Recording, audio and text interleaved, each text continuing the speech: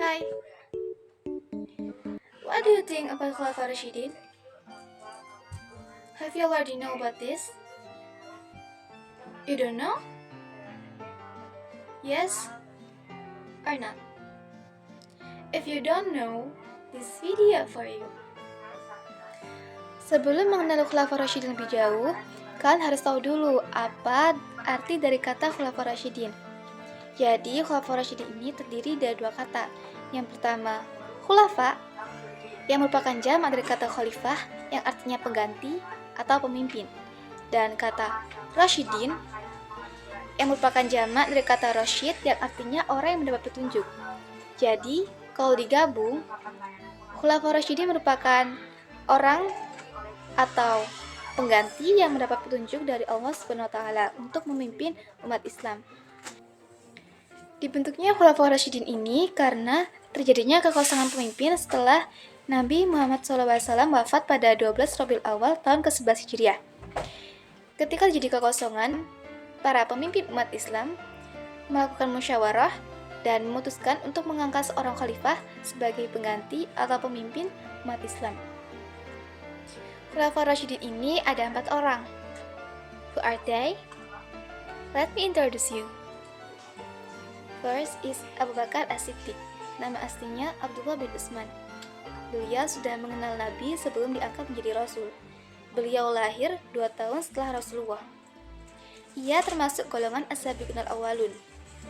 Beliau diberi gelar As-Siddiq oleh Rasulullah karena beliau membenarkan perkataan dan perbuatan yang dilakukan oleh Rasulullah, terutama pada peristiwa Isra Mi'raj.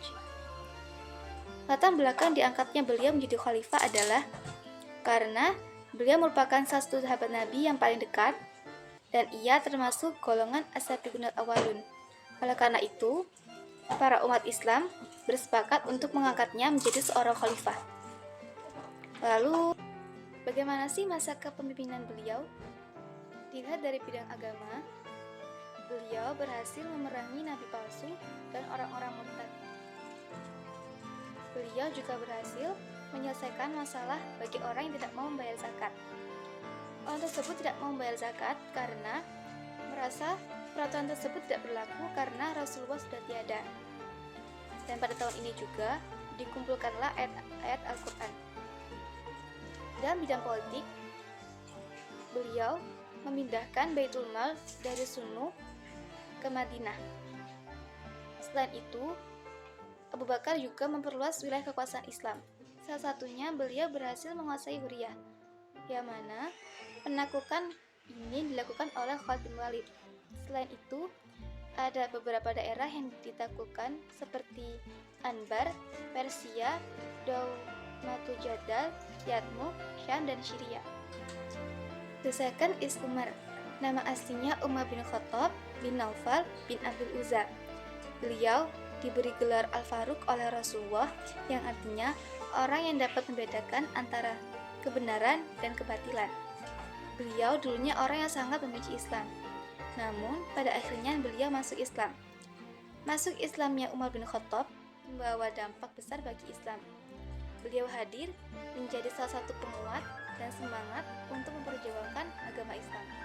Latar belakang diangkatnya Umar bin Khattab. Beliau diangkat melalui musyawarah dan surat wasiat yang disampaikan oleh Abu Bakar sebelum beliau meninggal. Ketika menjadi khalifah, Umar bin Khattab tidak mau disebut dengan khalifah. Ia memilih nama Amirul Mukminin sebagai sebutan. Amirul Mukminin artinya pemimpin orang-orang yang beriman. Berikut kebijakan yang dilakukan Umar pada masa pemerintahannya. Dalam bidang politik, beliau menetapkan kebijakan membayar pajak dan membagi kelasnya menjadi 2, yaitu kelas wajib pajak dan kelas pemungut pajak. Pajak ini digunakan untuk membangun fasilitas umum. Yang kedua, beliau membentuk beberapa diwan dalam pemerintahan, yakni Diwan Al-Kharj, Diwan Al-Ahdas, Nazal An-Nafiat, Diwan Al-Jun, dan Baitul Mal. Dalam bidang intelektual, beliau membentuk Risalah atau Dustur Umar atau bisa disebut dengan Risalah Qadha. Ini merupakan suatu lembaga peradilan yang mengadili beberapa peraturan. Dalam bidang agama, beliau menetapkan kalender Hijriah yang sampai saat ini masih kita gunakan. Yang ketiga, Utsman bin Affan. Nama aslinya Utsman bin Affan bin Abu al-Ash bin Umayyah bin Abdus Syam bin Abdul Manaf. Panggilannya Abu Abdullah. Utsman dikenal sebagai orang kaya raya yang dermawan. Banyak bantuan ekonomi yang diberikan pada umat Islam di awal dakwah Islam. Beliau juga termasuk golongan as-sabiqun al-awwalun.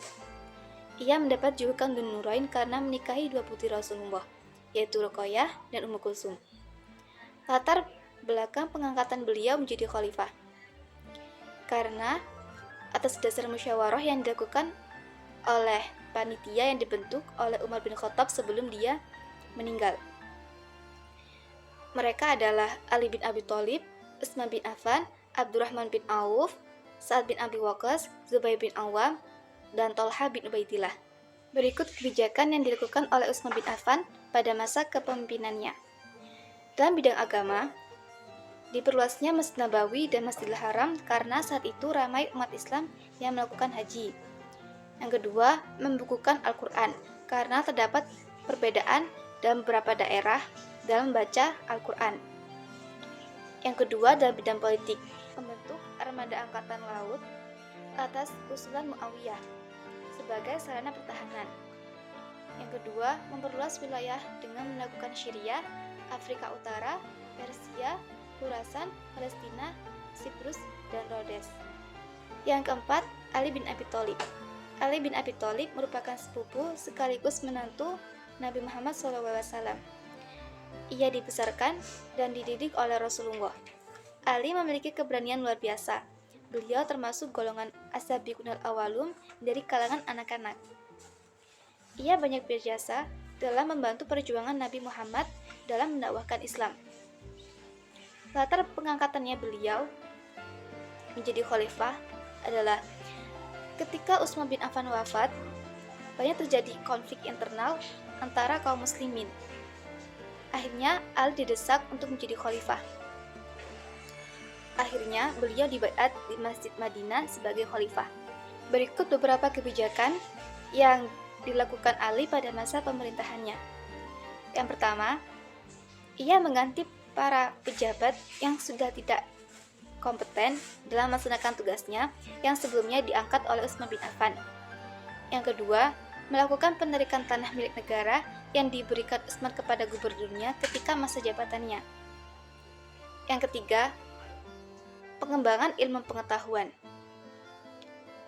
Yang keempat, menyelesaikan beberapa masalah internal melalui Perang Jamal dan Perang Siffin. Perang Jamal merupakan perang antara Ali bin Abi Thalib dan Aisyah. Masa pemerintahannya penuh dengan cobaan. Periode ini disebut-sebut sebagai periode tersulit dalam sejarah Islam karena terjadi perang persaudaraan antara kaum muslimin. Hal ini terjadi setelah Utsman wafat.